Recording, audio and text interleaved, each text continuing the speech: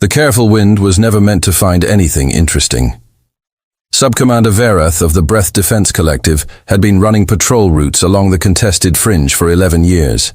The fringe was a wide band of empty space between Breath territory and the outer spiral arm where stars thinned out, and the distances between them grew long and cold. Nothing important lived out there. A few dust cloud organisms, some primitive creatures on frozen moons. The fringe existed to be watched, not explored. And watching it was exactly the kind of assignment that got handed to officers who were reliable enough to keep, but not impressive enough to promote. Ver had made peace with that.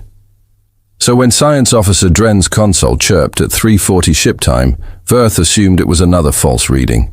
A comet, a gas cloud, a sensor glitch caused by the ancient calibration system he had requested a replacement for 6 times, and been denied 6 times. The kind of thing that filled patrol logs with boring entries and nobody ever read. Subcommander Dren's voice was careful. Too careful. The kind of care that meant a person was deciding how to deliver news before they delivered it. You should come look at this. Ver came and looked. On the long-range display, a vessel was moving through the outer fringe at moderate speed. It was large. Not the largest ship Verath had ever seen, but large in the way a clenched fist was large, compact, dense, built with a kind of blunt purpose that had no interest in looking graceful. Where breath ships were long and tapered, designed to cut through space like thrown spears. This vessel was broad, flat, squared off at the bow in a way that should have looked clumsy, but instead looked like something that had decided a long time ago that aesthetics were not worth worrying about. "Registry?" Ver asked. "Nothing in our database."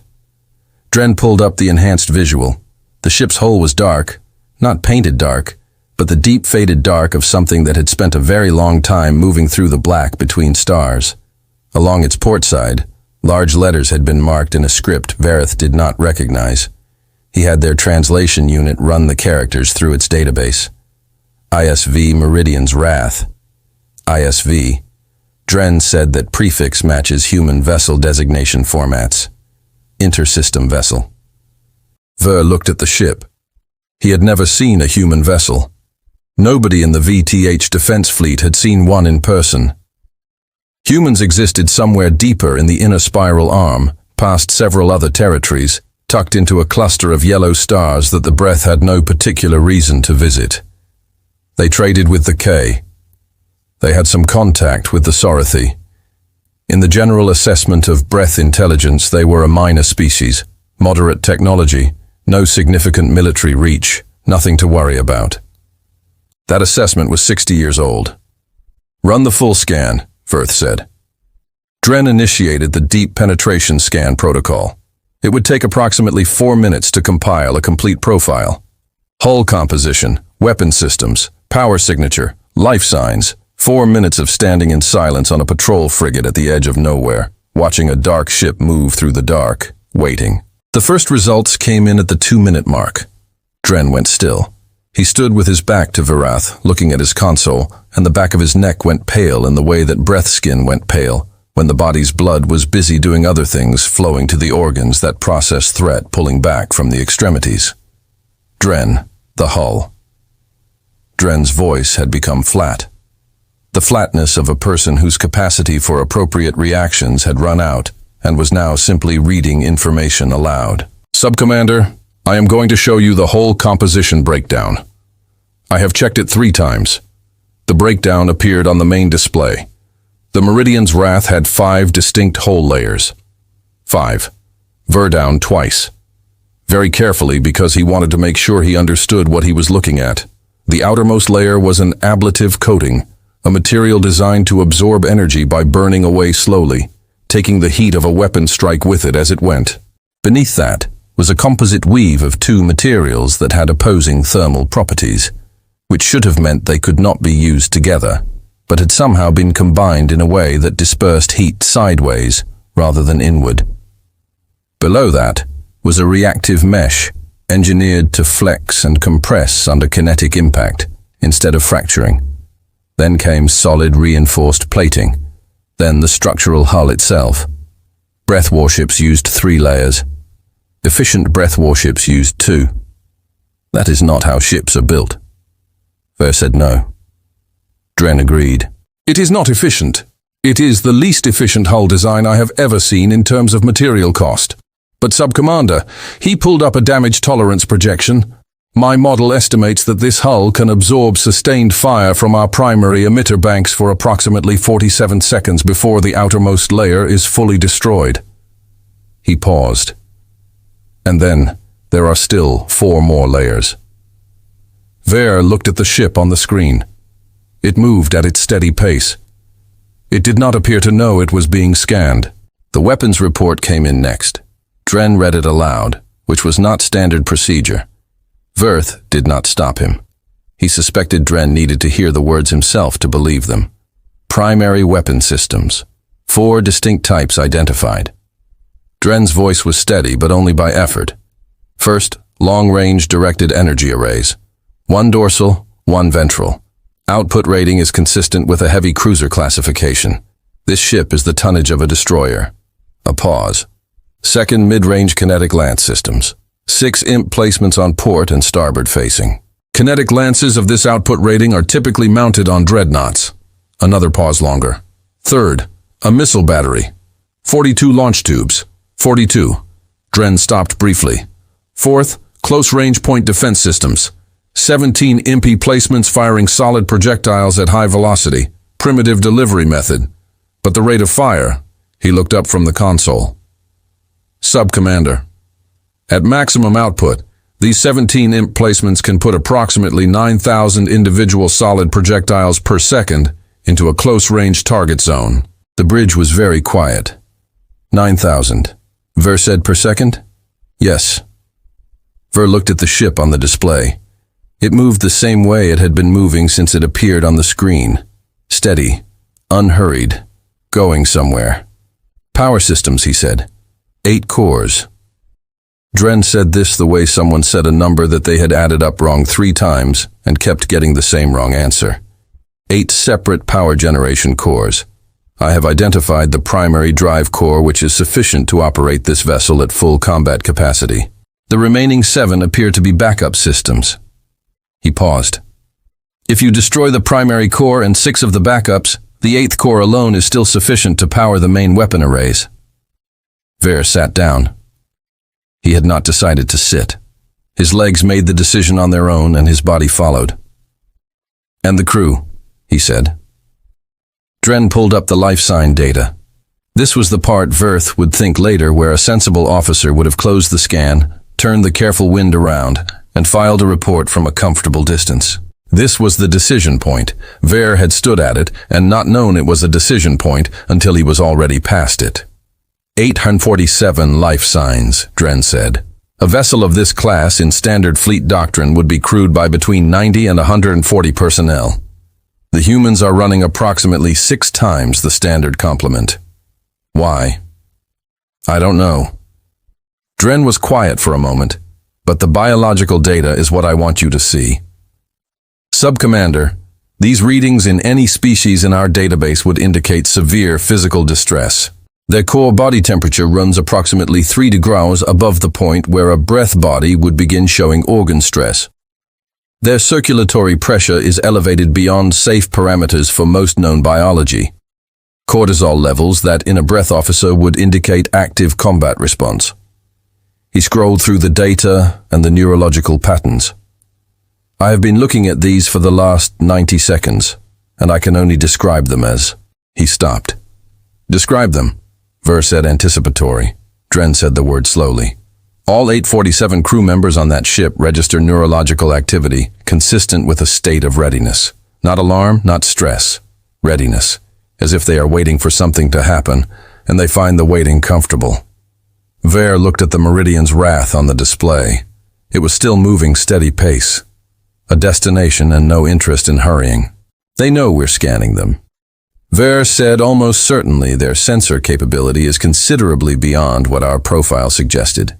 They would have detected our active scan within the first 40 seconds. They had known for 6 minutes they had done nothing.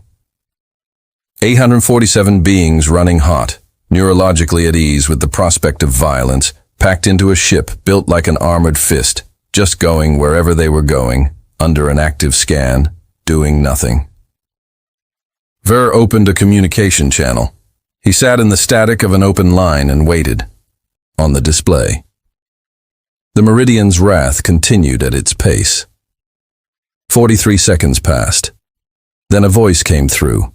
Female, unhurried, with a slight roughness to it that might have been an accent, or might have been what happened after years of breathing recycled ship air. This is Captain Alina Marsh of the ISV Meridian's Wrath. A brief pause. You've been in our scan shadow for a while, which means you've been watching us for a while. You want to say something, or just keep staring? Ver Defense Fleet for 31 years. He had hailed hundreds of vessels. He had never been addressed quite like that. He identified himself. Sub-Commander Voth Breath Defense Collective Patrol Division. He explained that the contested fringe was under Breath Observation Protocol, that any vessel transiting this region was required to identify itself, state its destination and purpose, and wait for formal clearance. A brief silence from the other end. We identified ourselves, Marsh said. Meridian's Wrath ISV Registry out of Earth. Destination is the KE Trade Hub at Waypoint 11. The purpose is transit.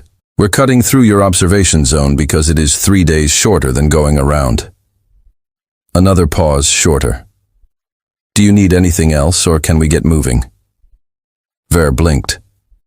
Captain, formal clearance requires a procedure for ships that file advanced transit requests, which we didn't, because we didn't know your observation zone extended this far out. We'll update our charts. Her voice was not rude. It was the voice of a person who had decided to be patient, and was executing that decision with discipline. Is there a security concern, Sub-Commander? Something you need to flag? Vereth looked at Dren. Dren looked back at him with the expression of a man who wanted very much to be somewhere else. We will need to conduct a formal inspection, Vereth said. The silence this time lasted longer. No, Marsh said just that one word. No qualifier, no apology, no diplomatic softening attached to it. Captain, I must advise you that refusal to comply with breath observation protocol in a contested zone. Sub-Commander, her voice stayed level. I've been flying the ship for 11 years. Nobody boards my ship without my permission. Not a formal request, not a clearance demand. A very slight pause, and not a patrol frigate that's been sitting in our scanned shadow for 6 minutes thinking, I don't know exactly what it's been reading. She had known the entire time. She had watched them scan her ship and said nothing, and waited for them to say something first. You've got what you need, Marsh said. You know what we're carrying, what we're running, and where we're going. That is more than most people get. We are going to continue on course. You have a good shift. Sub-Commander. The channel closed.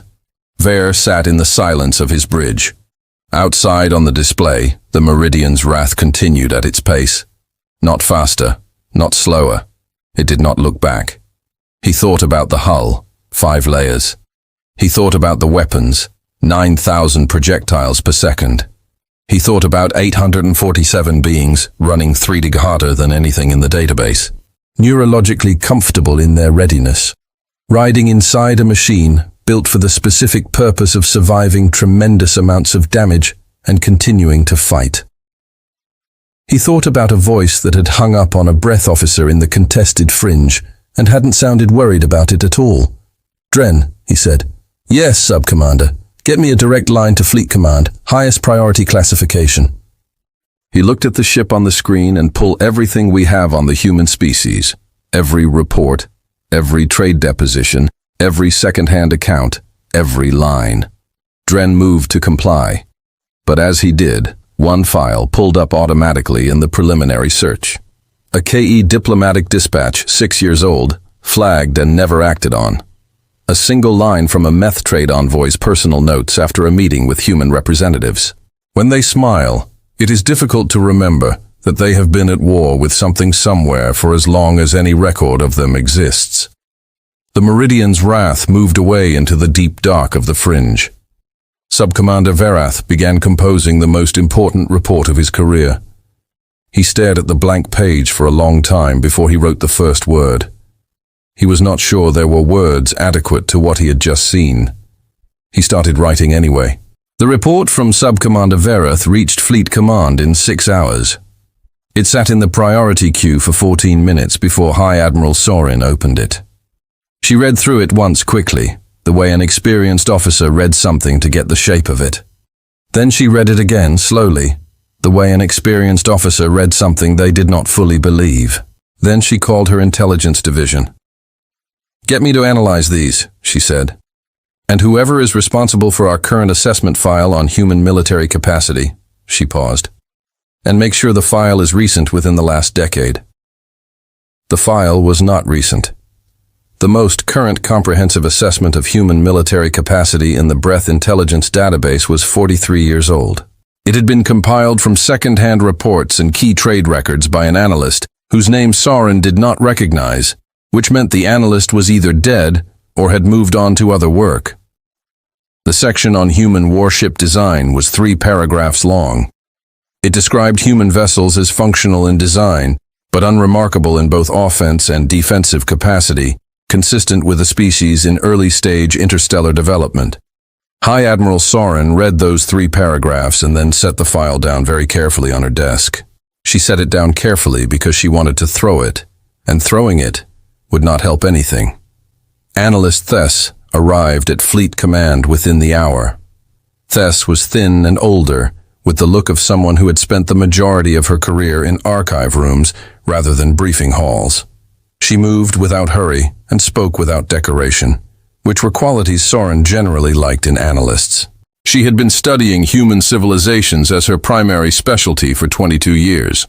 In the intelligence division, this was considered an eccentric choice. Humans were regarded as too distant and too marginal to warrant that level of sustained attention. They had never tried to argue the point. She had simply kept working. She looked at the scan data from Verath's report for 11 minutes without saying anything. Sorin waited. "Well," they said finally. "Well," Sorin prompted. "Well, this is more or less what I would have expected. The set the data slate down. The whole design is consistent with the human approach, which I have been documenting in assessments that I am going to guess nobody read." She pulled up a comparison image from her own files. A human vessel photographed by a KE trading contact 30 years ago. 30 years ago, human warships used 3 hull layers, now 5. They iterate their design continuously. Every generation of vessel improves on the last. They do not develop a design and consider it finished. What about the weapons loadout? Also consistent thefts spoke in the measured tone of a person delivering a diagnosis they had predicted but had not enjoyed being right about. "Admiral, human weapon design is built around a core principle that is different from ours. We design weapons to destroy a target as efficiently as possible. Destroy fast, move on. Human doctrine does not assume efficient destruction. Human doctrine assumes the enemy will absorb significant fire and continue. So, human weapon systems are designed for sustained high-volume output against targets that are still moving and still fighting." Sorin looked at the scan data on her screen. Why would they assume that? It was quiet for a moment. Because that is what they have always fought. "Admiral, human military history. And I want to be precise here because this point matters. Human military history does not begin at a point we can identify and trace forward. It has no beginning we can locate, the oldest human records we can access. Through KE intermediaries describe organized coordinated warfare, not primitive conflict. Organized warfare with strategy, with command structures, with the kind of sustained tactical planning that requires communication and hierarchy." She paused. "Those records are very old. Before written language, before cities, the humans were conducting organized warfare before they had a word to write down for it." The room was still. "They have been at war," Sorin said slowly. "Continuously. That said, not always with other species, mostly with each other throughout most of their history, with the other species in their home world, with the environment itself in certain periods. The pattern never stopped. It evolved. It changed shape. But it never stopped. She folded her hands on the table. Their biology reflects this. Their technology reflects this. Their psychology reflects this. Everything about them has been shaped by the ongoing fact of violent conflict. The way a river is shaped by water over a very long time, in a way that becomes the form itself. Sarin turned to the biological data.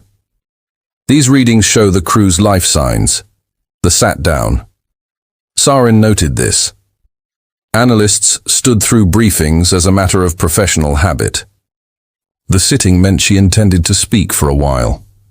When most species first encounter human biological data, they read it as distress, elevated temperature, elevated circulatory pressure, high cortisol output, neurological activity that resembles a fear or threat response.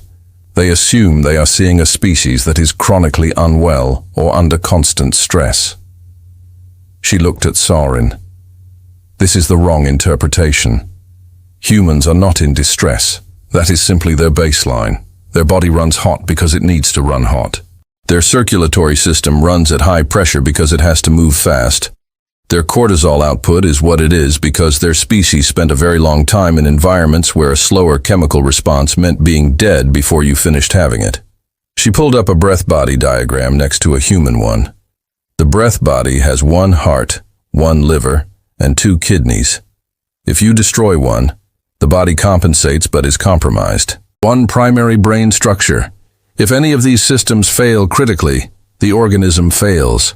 She moved her hand to the human diagram. The human body has a 4-chambered heart with redundant function, a liver with significant reserve capacity, 2 kidneys, where the loss of one barely affects long-term function, and a nervous system with multiple redundant pathways. More relevantly, when a human body is under extreme physical stress, it produces a chemical cascade that actively suppresses pain signaling and redirects blood flow to critical motor systems. She met Sarin's eyes. A human who has been badly injured does not stop functioning. Their body chemistry is designed to keep them upright and operational long enough to finish whatever they were doing.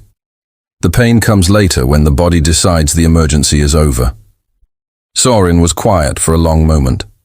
They keep fighting, she said. Until the damage is physically incompatible with continued function, yes. Thess's voice was level.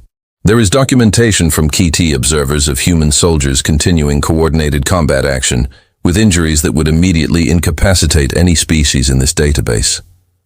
Not due to exceptional courage or training, due to biology. Their bodies are built to do it. Sarin looked at the scan data at the 847 life signs, all running hot, all neurologically at ease with the anticipation of a fight. That neurological readiness Dren identified, she said. That anticipatory state. Yes. Thess nodded. Humans are not relaxed. They are alert. There is a difference.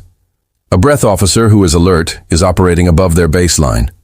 It is a temporary state costly to sustain. For a human crew on a vessel in contested space, that state of alertness appears to be entirely comfortable, normal. They maintain it without apparent cost. She paused. Admiral, I think what Dren was reading in those neurological patterns was not anxiety. I think it was readiness that had become so habitual it no longer felt different from rest. Sarin stood and walked to her window. Below Fleet Command, the central courtyard was quiet in the early morning light. Personnel moving between buildings. Ships in the dock are visible in the distance. The captain saw and said marsh. She refused boarding. She just said no. Yes. She didn't seem concerned. No. This was quiet for a moment. Admiral, I want to address this directly. The assumption behind our inspection request was that the human captain would weigh the situation of one human vessel against a breath frigate and conclude that compliance was the safer choice. She paused. I do not think Captain Marsh made that calculation. I think she looked at the patrol frigate and made a different calculation entirely. She assessed what the *careful wind could do to her, and what her ship could do to the *careful wind*, and the outcome of that math was so clear that the question of compliance or non-compliance was not a difficult one.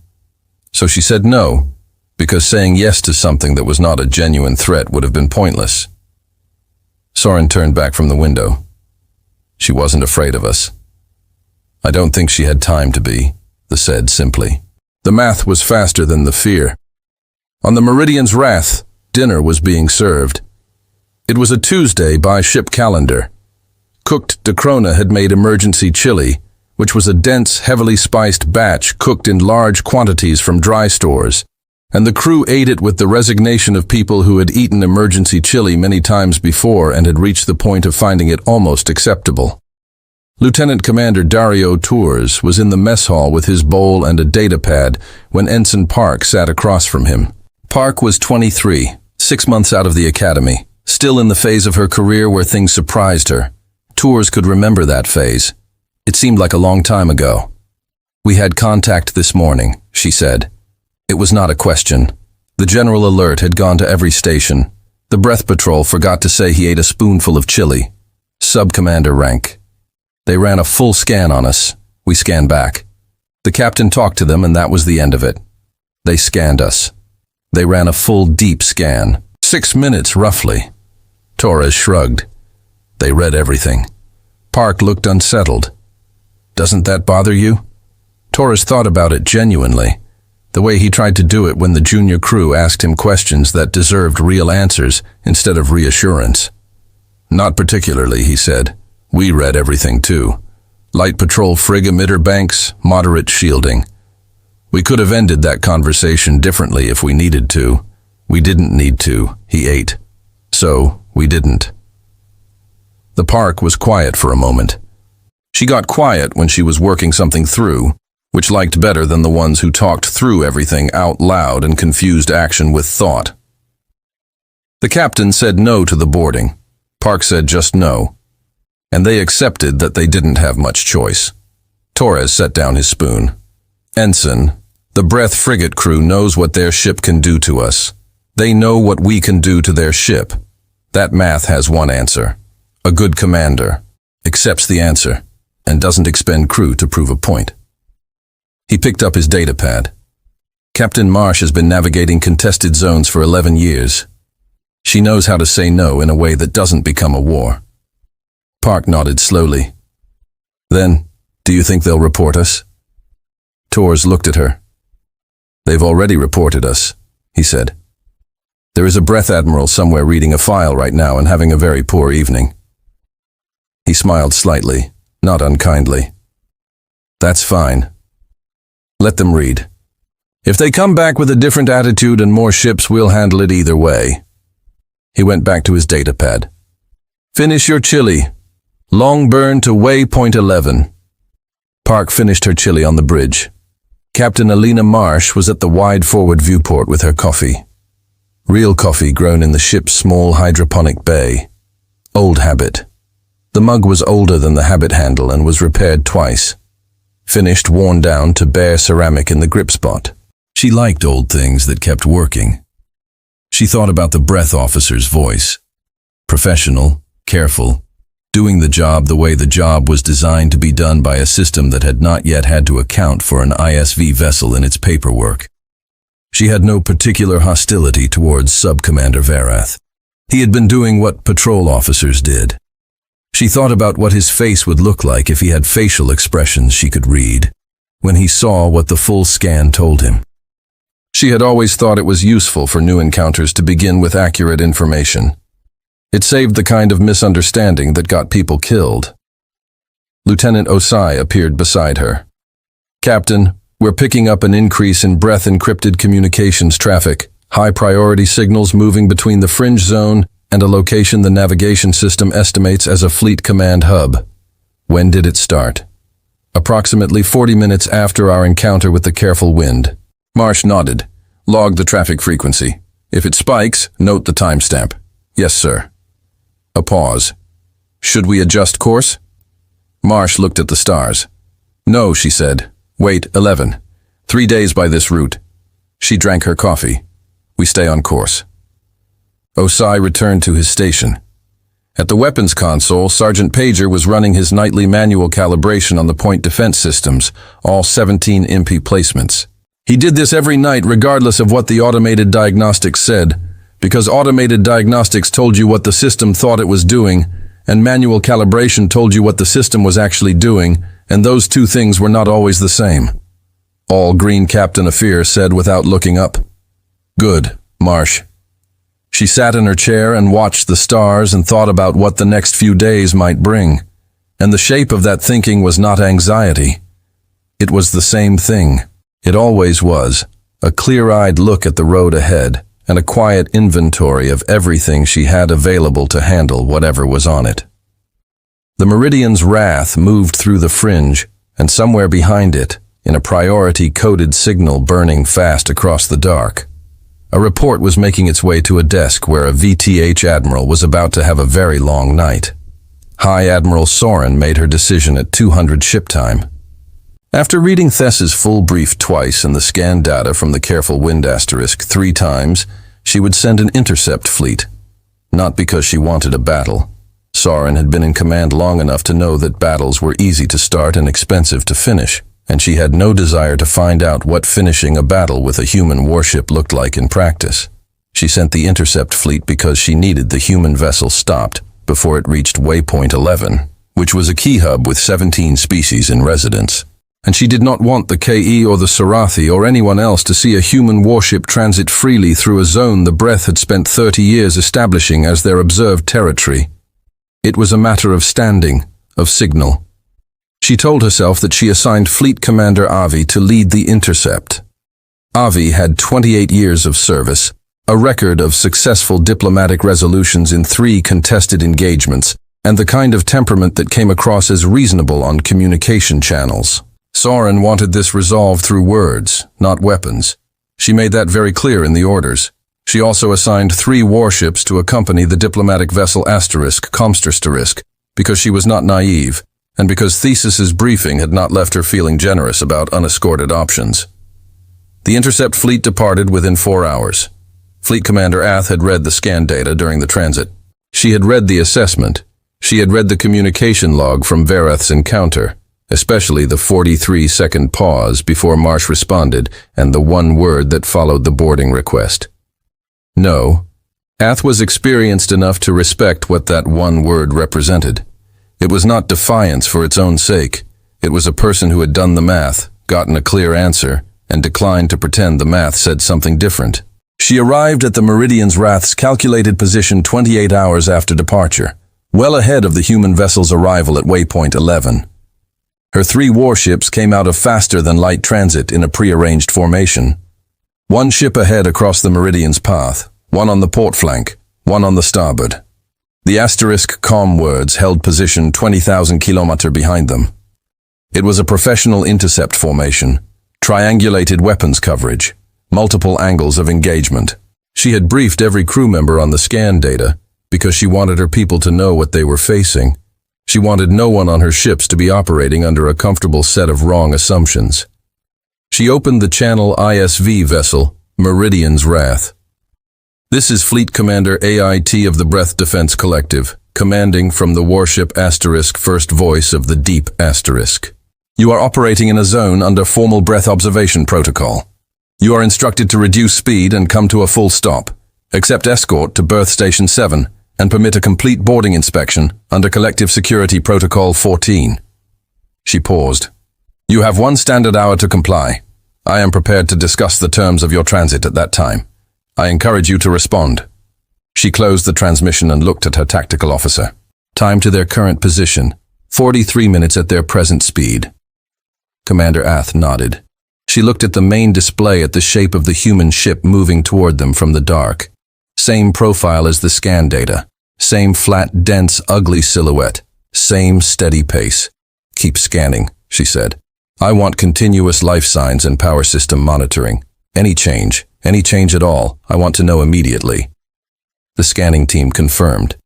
The screen was updated. 847 life signs. All running at the same elevated baseline, all showing the same anticipatory neurological pattern that Dren had struggled to describe in his report. Avi had a word for it now from Thess's briefing. The word was asterisk, readiness, asterisk. 847 people who found readiness so comfortable it had become their resting state. Any change in weapons power? Avi asked. No increase in weapon charge, Commander, but the scan operator paused. All weapon systems were already at warm standby level. They appear to have been at warm standby since before our arrival. Ath was quiet for a moment. They had been at warm standby before the intercept fleet arrived. They had not powered up in response to 4 breath ships. They had simply been at warm standby the way other crews were at normal rest. Keep watching, she said.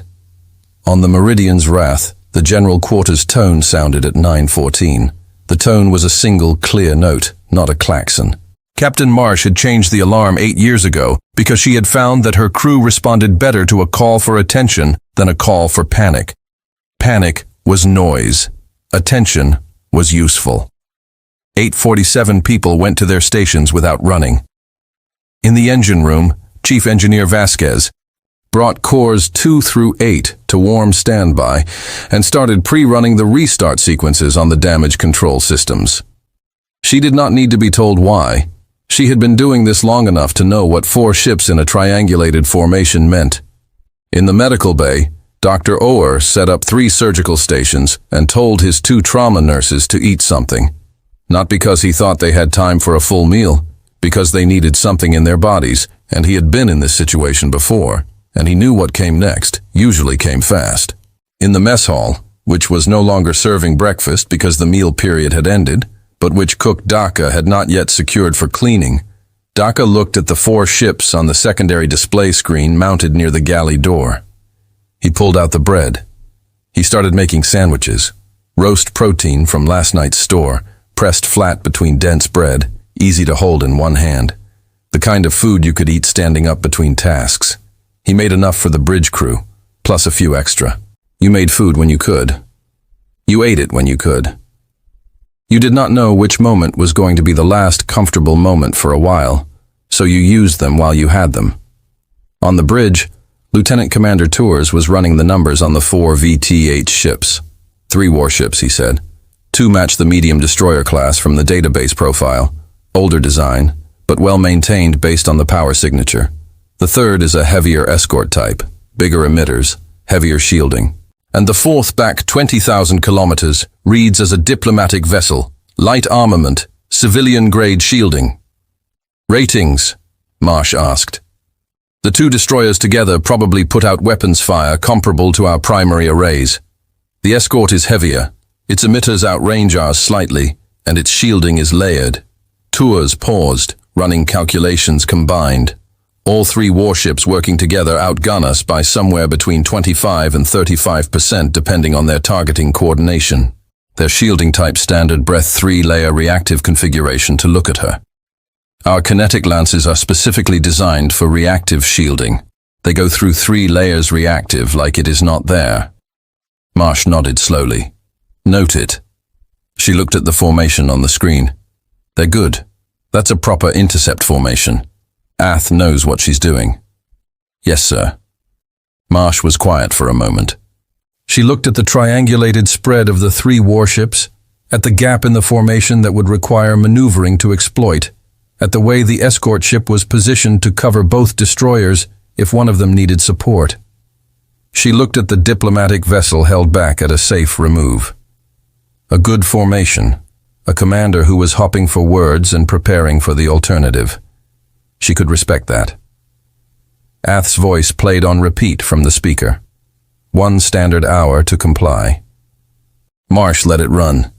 She listened to the tone of it, firm but not aggressive, controlled the voice of a person who was doing a job and genuinely preferred the clean resolution at the end of it. Cook Deacon appeared in the bridge doorway with a tray. He set it on the side console without a word and left. Torres took a sandwich immediately. Marsh took one eventually. Even Park looked at hers for a moment, and then picked it up and ate it, because if the senior officers were eating, eating was the right thing to do. At the 40-minute mark, Akafer's voice came from the weapons station. All 17-point defense imp placements confirm green. Missile battery loaded. All 42 tubes. Primary arrays at warm standby. Kinetic lances at warm standby. Thank you, Sergeant. Vasquez's voice from the engine room over the internal line.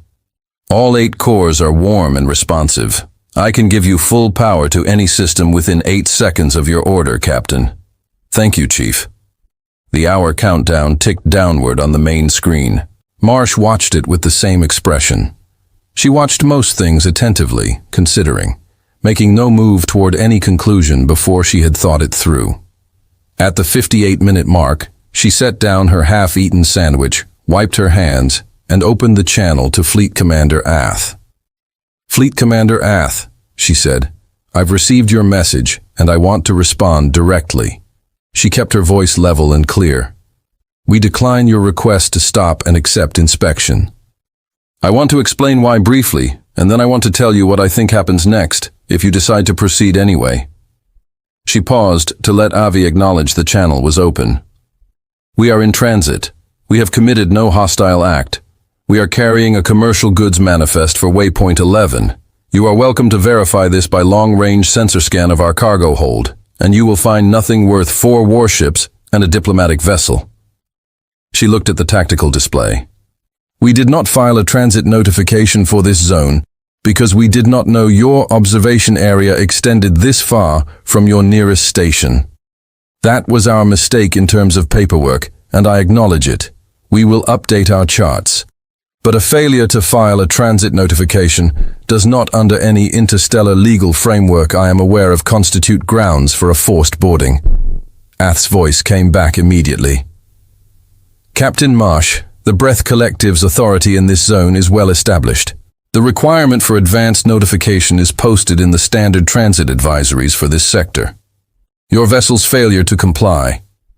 I understand your position, Fleet Commander. Marsh kept her tone even. I'm going to tell you what I think happens if this turns into something else. If you open fire on a vessel that has committed no hostile act in a zone with genuinely contested legal status, and it is contested, the KE and the Sothis both have competing claims here. I will defend my ship and my crew. When this is over, I will file a complete incident report with the Intersystem Treaty Authority, and that report will document that the VRE Collective opened fire on an ISV vessel in unprovoked transit. She paused. The diplomatic and economic consequences of that record are going to fall on your government, not mine. I want you to think about that before you make a decision. Ath's response took longer this time. When she spoke, something in her voice had shifted. Still controlled, still professional, but underneath it something that might have been a person who had looked at a calculation and not fully liked what the numbers said. Captain, you are 1 ship. I have 3 warships in formation around you. Marsh looked at her screen at the 8 power cores running warm at the 17-point defense imp placements confirmed green by Akafair an hour ago. At 8:47, people who had eaten sandwiches under a weapons lock and gone back to their jobs. I know, she said. She closed the channel. On the screen, the 4 breath vessels held position. 90 seconds passed. The bridge was very quiet. Park had stopped eating. Tours had his hand near the tactical controls, not touching them, just near them. Akafair had not moved from his station. Marsh looked at her crew, at the faces of people who had served with her long enough to know what 90 seconds of silence after that kind of conversation usually meant. She thought about 7 people she might lose today, whose names she already knew because you always knew your crew's names. She thought about what those 7 people had signed up for when they took their positions on this ship. They had known. They had all known. She waited. At the 90-second mark, the first voice of the deep asterisk fired. The first strike hit the Meridian's Wrath on the portside bow section, exactly where Avi's tactical team had aimed to begin disabling the primary emitters. Simultaneously, the 2 destroyers fired, one targeting the dorsal weapon array, one targeting the drive section. 3 simultaneous hits. The ablative outer hull layer flashed brilliant white on the impact points, burning away in precisely the way it was designed to burn fast, absorbing the energy, pulling it outward and dissipating it. The composite layer beneath it handled the residual heat. The reactive mesh flexed. The structural hull did not breach. The ship shuddered. The lights flickered once. They came back on. The Meridian's wrath accelerated.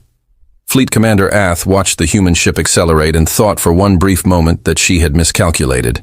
She pushed the thought down. She had 3 warships. The human had 1. The numbers were clear. Second salvo, she said. Target the drive section. Take their speed down. The asterisk first voice of the deep fired again. Both destroyers fired again. The beams hit the Meridian's wrath across the stern. One struck the outer hull. One struck a drive exhaust port. One hit open space because the ship had moved faster than the targeting system had predicted. The drive exhaust port took the hit. The outer hull layer there burned away to nothing. The composite layer beneath it fractured along one edge. On any breath ship, a fractured composite layer at the drive section meant the engineers were already talking about pulling the ship from service for repairs. The Meridian's wrath kept accelerating. Damage? Avi asked. Her tactical officer Wren was staring at the scan data. The outer hull layer at the drive section is gone. Commander composite layer shows partial fracture. A pause. Drive output has not decreased. Ath looked at her screen. The human ship was now angled. Not fleeing, not retreating, angling. It was changing its orientation relative to the formation, swinging its bow toward the port destroyer. What is it doing? Wren said. Then the Meridian's wrath fired. Marsh said one word. Lances. Tors ran the solution in under 2 seconds. Target, the port destroyer. Shallow current asterisk. Weapon, kinetic lance array. 3 simultaneous shots at its starboard shielding face, the side that had been hit hardest by the drive exhaust recoil of the destroyer's own recent salvo and would be slightly degraded. The kinetic lances fired. No light, no dramatic beam, just a deep mechanical sound through the ship's frame, and then 3 dense kinetic projectiles moving at a substantial fraction of the speed of light across 12,200 kilometers of space. The first shot hit the asterisk shallow current asterisk starboard shield layer. The 3-layer reactive shielding worked exactly as it was designed to.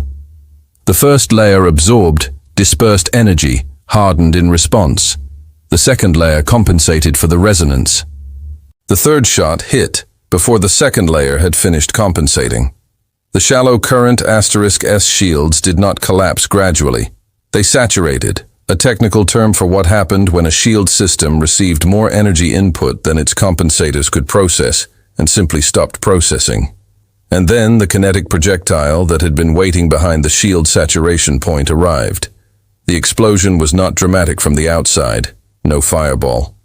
There was no air in space for a fireball, but an obvious screen showed the asterisk shallow current asterisk S power signature spike, drop, spike again, and then fall to approximately 12% of its combat output. Secondary explosions moved through its drive section like a slow wave. The shallow current began to drift. Shallow current is disabled. Wren said his voice was doing the flat thing again. The reading numbers I don't want to believe are correct. The drive section was destroyed. Weapons are offline. Life signs are present. The crew appears to be alive. The ship is not functional. Ath looked at her display. It had been 11 seconds since she ordered the first salvo. Concentrate all fire on their primary emitters, she said. Take out their long-range weapons now. The asterisk first voice of the deep and the remaining destroyer deep reach. Open fire simultaneously. Sustained barrage. Multiple emitter banks targeting the Meridian's wrath's dorsal and vententral weapon arrays. And for a moment, a brief, encouraging moment, it appeared to be working. The human ship's outer hull sections around the primary arrays took the hits hard. The ablative layer was mostly gone on the port side. Now, the composite layer was fracturing. 3 of the shots got deep enough to reach the reactive mesh. One shot through a gap in the mesh, where the composite fracture had opened a weak point, hit the hull plating beneath. The dorsal weapon array went briefly offline. The power signature to it dropped to 0. Ath leaned forward. Yes, keep firing. Keep the pressure on the dorsal array back online. It had been offline for 4 seconds. 4 seconds. That's not possible. Wren said, Keep firing, Ath said. In the corridor on deck 4 of the Meridian's Wrath, Damage Control Team 7 was moving at a run toward the dorsal array junction. There were 6 of them. They were wearing full vacuum suits because Deck 4 had a partial hull breach 2 sections aft, and nobody had time to confirm whether the atmospheric seal was holding. They moved in pairs carrying repair components that had been pre-staged in the emergency lockers 6 months ago during the last drill, because Captain Marsh ran drills the way Sergeant Okafor ran calibrations regularly specifically, and in conditions that assumed the next time it was real. The junction box for the dorsal array had taken a power spike from the hit below it. The control relay had fried. One of the team, Petty Officer Wren, who was 26 years old and had been doing this for 4 years, pulled the fried relay out and replaced it in 3 1/2 seconds. It was a specific motion she had practiced until it was muscle memory rather than thought, because thought took time, and time was what you did not have. The array came back online. 7 clear, she said into her calm. Array restored. She did not mention that she had a cut on her left arm from a piece of shrapnel that had passed through the section during the hull impact. She would mention it to the medical staff when she had time. Right now, she does not have time. They moved to the next priority. The battle on Aviath's screen was not going the way battles were supposed to go. She had 2 functional warships against 1 human vessel. She was putting sustained weapons fire across the Meridian's Wrath from 2 angles. Sections of its hull were gone, or nearly gone. Her scans showed 4 sections with compromised integrity.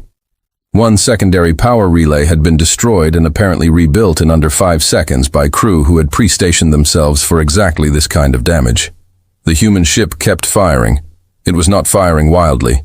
It was firing with deliberate, calculated precision, choosing targets with a tactical logic that her own tactical team was having to work to interpret because it did not follow standard engagement doctrine. The Meridian's Wrath was not trying to destroy its targets. It was trying to disable them, specifically targeting drive systems, weapons arrays, power distribution nodes. Everything pointed at the ship's ability to fight, not at the ship's ability to exist. Avi recognized the doctrine. It was the doctrine of an opponent who had already decided the outcome and was managing the level of destruction. Power distribution, Wren said. They are targeting our power nodes. If they hit the distribution junction on the port secondary, the asterisk first voice of the deep shuddered. The port secondary distribution junction took a kinetic lance hit, not a catastrophic hit, a surgical one, at exactly the point where the junction served both the secondary emitter bank and the port shield generator. Both went offline simultaneously. Port secondary emitters offline, Wren said. Port shield generator offline. A pause. Commander, we are now running on. I know what we're running on, Ath said. Where is the second destroyer? The Deep Reach had pulled to a flanking position during the exchange, trying to get around the Meridian's Wrath's port side where the hull was most damaged. It was a sound tactical decision. Come in from the weakened side, get close, concentrate fire on the fractured composite sections that were now partially open to deeper hits. The Deep Reach was moving fast. It had closed to 800 kilometers, 600. It was getting inside the effective minimum range of the human kinetic lances, the point at which the lances could not adjust trajectory fast enough to track a close-range maneuvering target. Wren saw this. Commander, the asterisk Deep Reach is inside. The kinetic lance envelope if it gets to 400 kilometers on the Meridian's Wrath screen. Marsh watched the asterisk Deep Reach close range. She said already running. Captain Affer said from the point defense station. The 17 imp placements were not glamorous weapons. They fired solid projectiles at high-velocity dense metal rounds, kinetically simple, no guidance systems, no smart targeting. Nothing advanced about them except the rate at which they fired, and the interlocking coverage pattern that AFA had spent years calibrating, so that every approaching vector had overlapping fire from at least 3 imp placements, simultaneously 9,000 rounds per second from 17 imp placements. The Deep Reach hit the engagement envelope at 420 km. What Avi saw on her screen was a sudden dramatic drop in the Deep Reach S shield output as the density of incoming projectiles overwhelmed the shield compensators. Not from power, but from sheer saturation, the way you could overwhelm a drain not with water pressure but with water volume. The shield was saturated. The projectiles that came after the saturation point impacted hull directly. The Deep Reach S forward hull sections took the impacts. Kinetically simple rounds, nothing sophisticated about them individually, but 9,000 of them per second meant that every square meter of the forward hull received impacts continuously, with no time between impacts for any structural material to recover from the previous one. The Deep Reach lost drive power in 11 seconds.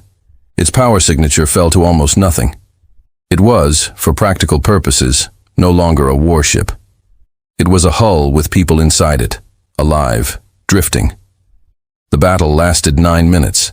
The Asterisk's first voice deep was alone. Ath looked at her display.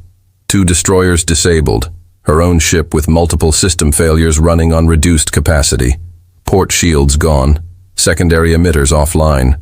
1 human vessel is still moving, still firing. She thought about Teresa's briefing continuously for longer than we have records about bodies shaped to keep fighting after they should have stopped.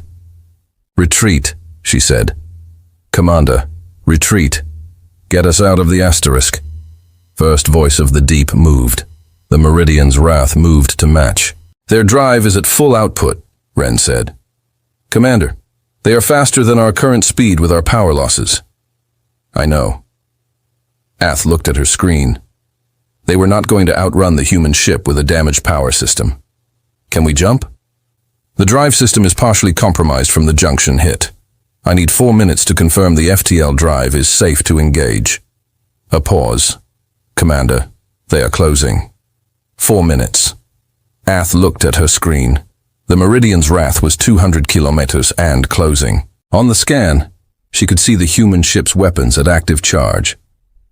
She thought about what Captain Marsh had said. "I will not fire on your diplomatic vessel unless it fires first." She thought about 7 words Marsh had said before the battle began, the ones that had sounded at the time like a negotiating position. Now they sounded like something else. They sounded like a person who had already decided the outcome and had been choosing the exact level of force necessary, and not 1 particle more. Ath opened a channel. "Meridian's wrath. This is Fleet Commander Ath." She kept her voice steady. It cost her something. "I am requesting a ceasefire. I am prepared to accept your terms." The channel was quiet for 3 seconds. Then Marsh's voice came through exactly as it had sounded at the beginning. Level. Not triumphant, not angry. Just the voice of a person finishing a piece of work. "Fleet Commander, bring your engines offline. Tell the calm words to do the same. My people will confirm your power signature. When you are at a dead stop, we will talk." A pause. "You have 60 seconds. The Asterisk first voice of the Deep Asterisk as engines went offline. Across 20,000 kilometers of space, the engines on the diplomatic vessel Asterisk Command went offline. The battle was over. It lasted 11 minutes. In the quiet that followed, the particular quiet that existed after weapons fire stopped, and the ship system stopped their combat cycle, and the air recyclers were suddenly the loudest thing again. Captain Marsh sat in her command chair and processed the 2 things she had to process before she could do anything else. First, the damage report from Vasquez. Cores 2, 3, and 6 had taken junction damage and were offline. Hull breaches in 3 sections, all sealed, all confirmed by the damage control teams. Point defense in placement 14 had a mechanical failure during the engagement, cause unknown, being assessed. A section of Deck 4 corridor was currently in vacuum, pending the repair of the hull breach there. Second, Lieutenant Osai's voice, reading from the medical report. 7 killed in action. Marsh looked at the names as Osai read them. She did not look away from them. She did not let them go quickly past. She held them in her attention the way you held something you intended to carry. 7. She said nothing for a moment. The bridge was quiet. Everyone knew. The crew had been together long enough to know to be quiet. Then she set the names aside into the part of her that held such things, and she turned to what came next. "Tours," she said. "Hail the diplomatic vessel. Tell them we are prepared to receive their delegation." She paused. "Be polite about it." "Yes, sir." She looked at the screen at the two disabled destroyers drifting in the dark, at the asterisk first voice of the deep asterisk sitting dead in space, at the asterisk calm words with its cold. She thought about Avi's voice, and the way it had steadied itself before speaking and the discipline that had cost. Good Commander Avi, she had fought with clear thinking and called it when the numbers said to call it.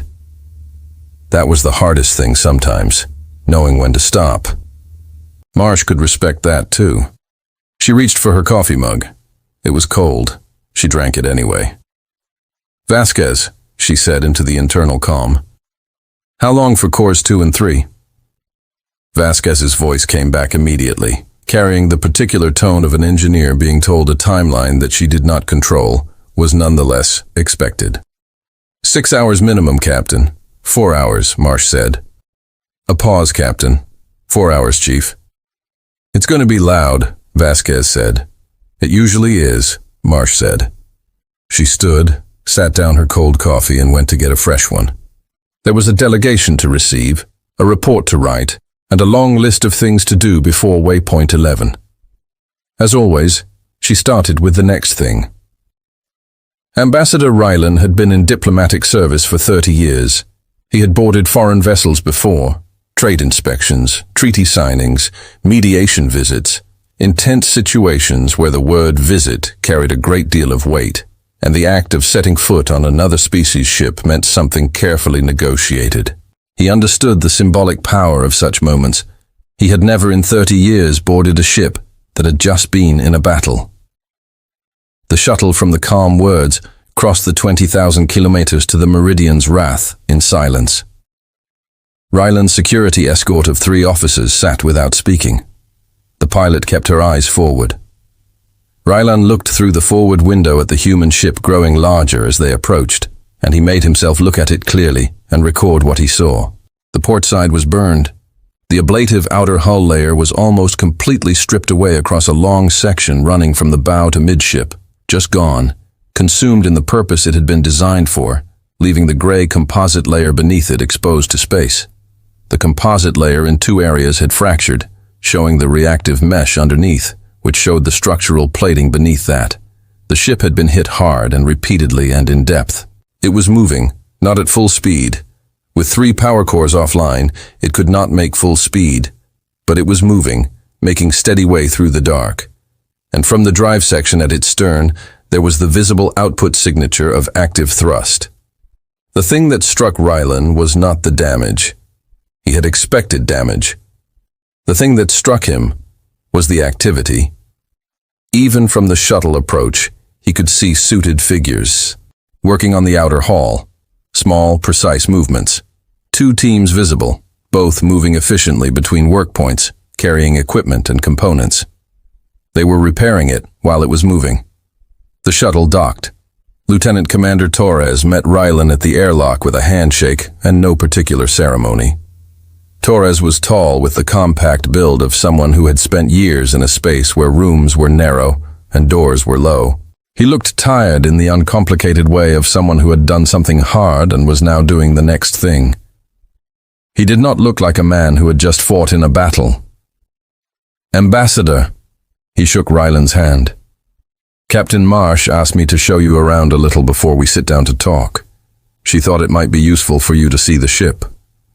Rylan agreed that it would be useful. He was not sure he was being given a choice. They walked. The first corridor they passed through was on deck 3, which ran along the port side of the ship and showed clearly the consequences of the battle. The outer wall plating on the port side was in many places stripped down to secondary structure with exposed conduit and junction boxes visible where the plating had been torn away by impacts and not yet replaced. The floor was scored in 2 places by what looked like a piece of something, maybe a hull fragment or internal component that had traveled down the corridor with enough force to leave marks in the deck material. A repair team was working at the far end of the corridor. 2 people replacing a section of wall conduit. They glanced at Tors and Raylan as they passed and went back to work. "How bad is it?" Raylan asked. "Could have been worse," Tors said. "We've had worse." He said this in an entirely factual way without any attempt to make it sound impressive or reassuring. Just information. 3 sections with hull breaches are all sealed. 3 cores offline being worked will be at full capacity in a few hours.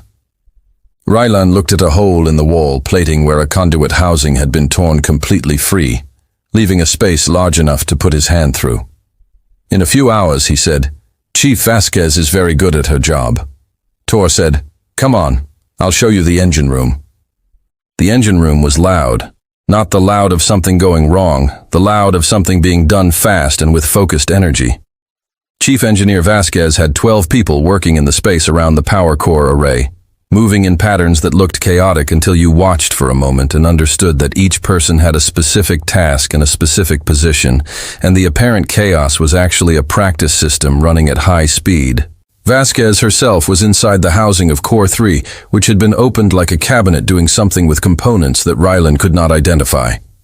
She was talking continuously to the person handing her components, to another technician across the room, to a comm unit on her wrist, and all of it was technical language that moved too fast for Raylan's translation unit to keep up with completely. "How long?" Tors called over the noise. Vasquez didn't look up. "Captain said 4 hours, and I am going to get her 4 hours if it kills me." A pause, which might be why she is always like this, Raylan asked during repairs. "Yes." Tors smiled slightly. "She's the best engineer in the ISV fleet as far as I know. She's also deeply unpleasant to be near when 3 of her cores are damaged." He steered Raylan toward the door. "She takes it personally." They went to the medical bay. Raylan had been in military medical facilities before. He knew what they looked like when they were busy in the aftermath of a fight. The particular ordered chaos of a system doing what it was built for. The Meridian's Wrath's medical bay was busy. Dr. O'Ery had 8 patients in various stages of treatment. Most of them had minor injuries, lacerations from metal fragments, burns from power surges, impact trauma from being thrown by the ship's motion during the battle. One patient had a more serious injury to his upper left side that Raylan did not look at directly because it was the kind of wound that demanded a certain courtesy of the eyes. What struck him was the patience. 3 of them were arguing with Dr. Our nurses about when they could leave, not in the way of frightened people trying to escape a frightening situation. In the way of people who had a task they were responsible for and found the requirement to lie still professionally inconvenient.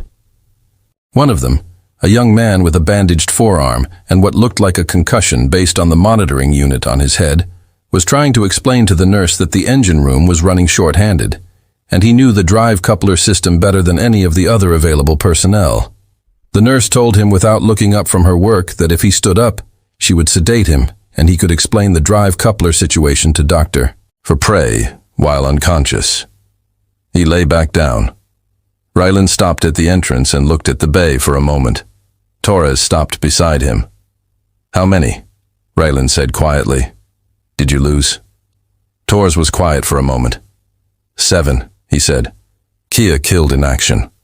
Raylan looked at the patients arguing with the nurses. He looked at the repair teams in the corridors. He looked at Vasquez cursing at Core 3 from inside its housing. "I'm sorry." He said he meant it. Torres looked at him not with hostility, not with the kind of look that was designed to make a person feel small, just a direct look assessing. "Don't be sorry to me," Tor said. "Be sorry to whoever in your command chain decided that 4 ships and an ultimatum was the right response to a vessel in transit." He paused. "Captain Marsh will go through the formal analysis with you, but for what it's worth, Ambassador, those 7 people did not need to die today." Raylan had no answer for that. He did not try to find one. They walked to the bridge. Captain Alina Marsh was at her command console when they arrived. The bridge showed its own evidence of the battle. A section of overhead paneling had been replaced, still mismatched in color from the original because the original had been damaged and the replacement had come from a different lot. The main tactical display had a slight flicker in the lower left corner that had not been there before. Small things, functional things. Marsh stood when they entered and offered her hand to Rylan. Her grip was firm and brief. "Ambassador," she gestured to the seats at the secondary console area. "Sit down. I want to talk plainly if that suits you." "It suits me," Ryland said. He sat to remain standing to the side, near enough to be present. "I want to start with something." Marsh said. She looked at Ryland steadily. "I understand that Fleet Commander Ath was operating under orders. I understand that those orders came from someone with more authority than her, and I'm not holding her decisions against her. She fought well, and she stopped when she should have stopped. Please make sure that goes in whatever record is made of this." Raylan nodded. He had not expected that. He noted it. "I'm going to send a full incident report to the Intersystem Treaty Authority." Marsh continued. "That report will document everything. The initial encounter with the careful wind asterisk, the intercept, the engagement, and the outcome. It will document that the Breath Collective's forces fired first on a vessel in unprovoked transit." She paused. "I'm not doing that to create a political problem for your government. I'm doing it because accurate records are how we prevent this from happening again." Raylan folded his hands. "What is it you want from this, Captain? What outcome are you looking for?" Marsh looked at him for a moment. She looked at him the way she looked at things directly without decoration, figuring out whether the question was as simple as it seemed. "I want a transit protocol," she said. "A formal one, a mechanism for ISV vessels transiting your observation zones to file advance notification and receive a clearance code. No inspections, no escorts, no boarding rights, just paperwork. We tell you we're coming through. You noted we pass." She paused. "That's what we should have, had 6 days ago, before any of this happened." Raylan looked at her. "That's all. That, and a formal acknowledgement from the Breath Collective that the engagement today constituted an unprovoked attack, and that reparations are due for the vessel damage and the 7 crew members lost."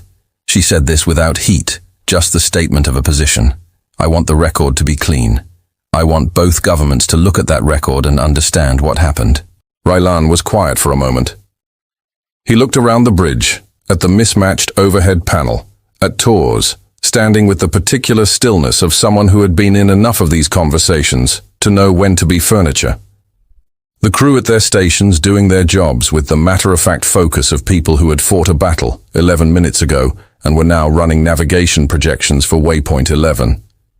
He thought about the patients in the medical bay, arguing with nurses about getting back to work. "Can I ask you something?" he said. Marsh nodded. "You could have gone around." He kept his voice level. He was not accusing her of anything. He was genuinely trying to understand. "You could have taken the longer route. 3 extra days, no contact with our patrols, no incident. You knew the transit zone was contested. You made the choice to come through it anyway." He looked at her. "Why?" Marsh was quiet for a long moment. When she spoke, her voice was still level, but something in it had shifted not toward emotion exactly, but toward the kind of weight that real things carry. "My species has been going around things for a very long time," she said. "There has never been a shortage of reasons to go around. There has always been something bigger or more established or more politically complicated on the direct path." She looked at Ryland steadily. "At some point you stop going around. You file the transit request. You say where you're going and what for, and you hold your line when someone tries to stop you without a good reason." She paused. "The reason I came through your zone, Ambassador, is that it is a transit zone. Transiting through it is the right thing to do. The reason I stayed on course when Verath scanned us is that we weren't doing anything wrong." She paused again longer. "And the reason I said no to boarding is that no one boards my ship without my permission. That's not a negotiating position. That's just true." Raylan looked at her. He thought about the thesis's briefing, about the species shaped by continuous conflict, about biology built for continuation, about 847 people comfortable in a state of readiness that never fully turned off. He thought about the scan data that had frozen Dren in place at his console. He thought about a ship that had taken everything 4 breath warships could put into it for 11 minutes and was now making way toward its destination, with its crew arguing about when they could leave medical. He thought about the word asterisk, no asterisk, said once clearly without apology. I will relay your proposal to High Admiral Sarin. He said I believe she will agree to the transit protocol. He paused. The reparations will require negotiation. That's fine, Marsh said. Negotiation is what the treaty authority is for. She stood, signaling the end of the meeting. I'll have Lieutenant Oy prepare a formal copy of our proposed protocol text for you to take back. It's short, 3 pages. She offered her hand again. I hope the next time we sit down together, it's at waypoint 11 over something better than this. Raylan shook her hand. I hope so too. He meant that as well. On the return journey to the asterisk words asterisk, Raylan's junior security officer, a young woman named Sierra, who was on her first assignment outside the Breath Home system, sat in the shuttle and did not speak for a long time. The Meridian's wrath was visible through the aft window of the shuttle as they pulled away. Its burned hull, its repair team still working the outer sections, its drive section pushing it steadily toward waypoint 11. Sierra watched it until the distance made it small. How? She said eventually. Not to Rylan specifically. Not to anyone in particular. Rylan looked at her. He thought about what answer to give. He thought about These's word readiness. He thought about the patients arguing with nurses. He thought about Vasquez inside the power core housing, taking it personally. He thought about 7 names that Marsh had looked at without looking away. They don't think of it as remarkable, he said finally. That's the thing. They don't think of themselves as doing something exceptional. This is just what they do. It's what they have always done. He looked out at the dark space where the Meridian's wrath was now a small bright point. For us, this was a crisis. For them, it was a Tuesday. Sierra was quiet for a moment. And they still want a transit protocol, she said. Just paperwork. That's all they asked for. Yes, Rylan said. They could have asked for anything. Yes, Rylan said again. He thought about that for the rest of the transit back to the asterisk comm words. He thought about a species that fought like it breathed without drama, without ceremony, because it had simply been doing it since before it had a word for it, and then sat down afterward and asked for 3 pages of transit paperwork, and hoped they could meet at waypoint 11 under better circumstances. He thought it was either the most terrifying thing he had ever encountered or the most reassuring. He was not certain which analyst Theses received the full incident report in her archive room 2 days later. She read it from the first line to the last, slowly, without interruption. She had been writing assessments warning about this possibility for 22 years. She had filed 12 of them. She was going to write a 13th now, and she was going to address it differently than the previous 12, because the previous 12 had been warnings, and warnings had not been enough. This one was going to be a recommendation. She opened a new document. She wrote the title on the strategic value of peaceful relations with the human species. A final and definitive assessment. She wrote the first paragraph. They are not looking for a war. They have never needed to look for a war. They find wars the way water finds the sea, not through effort, but through the natural direction of things, the slope of the ground beneath them. What you must understand is that this is not ambition. It is not aggression. It is simply the state of a species for whom conflict has been the permanent background of existence since before we had records of them. They want trade routes. They want transit protocols. They want to sell goods at waypoint 11 and go home. Let them. She wrote for a long time after that. She was thorough.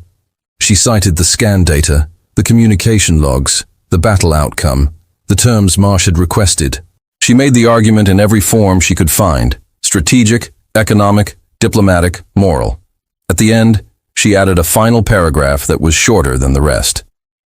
The Meridian's wrath was 1 ship, 1 crew, 11 minutes, 7 of their people dead, and they went away. Anyway, there are more ships, there are more crews, and there will always be more Tuesdays. Sign the protocol. She sent the report to High Admiral Soren's office. High Admiral Soren read it that evening alone after the rest of the staff had gone. She read the battle report alongside it. She looked at the 11-minute timeline. She looked at the proposed transit protocol, 3 pages, simple, asking almost nothing. She signed it at 2200 ship time. She filed the paperwork with the treaty authority the following morning. 3 weeks later, the first formal ISV transit notification arrived at Breath Station 7, a vessel en route from Earth to a trading post near the outer arm. Cargo manifest attached. Estimated arrival time noted. Contact information for the vessel commander provided. 3 pages. Simple. Exactly what had been asked for. The station administrator filed the clearance code and sent it back without incident. The ship passed through without stopping. It was, at last, just paperwork. And far out in the fringe, somewhere between one star and the next, Analyst then sat in her archive room and read the filed clearance code confirmation and felt something that might have been relief and might have been the particular satisfaction of being right about something for 22 years and finally being listened to. She closed her file and went home for the first time in 3 days. The stars outside her window were the same stars they had always been. They looked different now somehow, larger maybe, or just more occupied than she had previously understood.